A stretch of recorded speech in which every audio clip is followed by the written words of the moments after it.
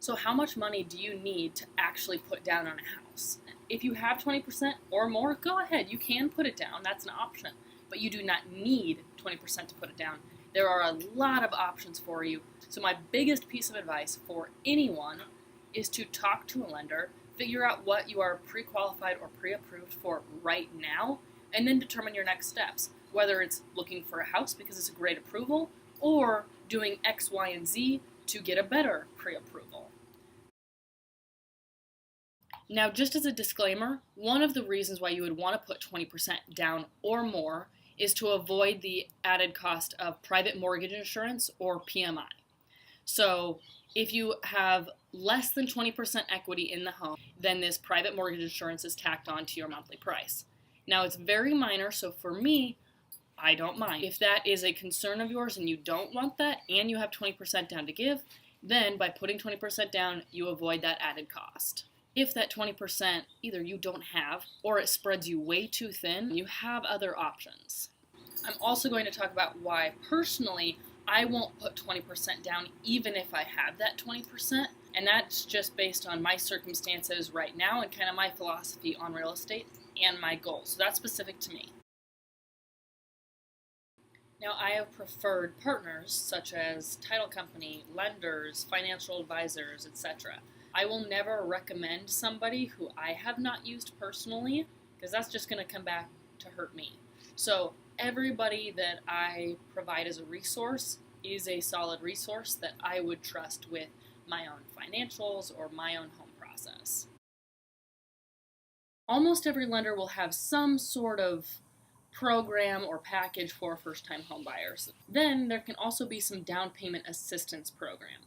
There's FHA Preferred, there's Home Plus, there's Home Ready, there's a whole bunch of stuff. So every lender will have a common few, and then some lenders have their own or just supply more. So we'll go into those as well. When you talk to a lender, they will bring you all the options that they have. And it is okay to shop around with lenders. You can use 2 or 3, figure out which has the best rates or the best options for you, and find the lender that best fits you. So you can look at these different programs. There are different requirements, so you'll have to work with your lender. So how these down payment assistance programs work is on top of the loan amount that you have for the house, you can actually qualify for a grant. So that's that down payment assistance. So it could be anywhere from 0 to 5% grant, or there is one that is a 10% grant, but that's only in certain areas, so it depends on where you're buying a house. But the majority stay between that 3 and 5%. You can kind of shop around, see which one would be best for you, but this could potentially help you with closing costs and down payment, so you get into a house for a lot cheaper. So that is exactly what Peter and I did when we bought this house. We got a 3% grant for the down payment. Like I mentioned before, we paid $800 to get into this house because that grant covered the rest of it. So down payments are all about lowering the risk for the mortgage lender. So statistically, the more money that the home buyer invests up front on the property, the less likely they will be to default on the loan. So while you might hear that it's more conservative to make a large down payment, that's only partially true. It's actually more conservative for the lender. A large down payment can actually be riskier for the home buyer. But again, it's different for everybody. Those who pay more up front without depleting any of their assets, maybe they should, or maybe they want to. That can save them on mortgage insurance for one thing. A larger down payment can also help you afford more house for the same payment. The more that you put down, the higher price house you can get, and vice versa. Just because you can put more money down for your home purchase doesn't mean you should. Something could come up, leaving you wishing that you had access to that money without selling the house. You can't always get your down payment back easily. The whole point of a down payment is to tie up money in the house. So in short, the more money that you need to get to, the less access you have to it if you put it into a down payment.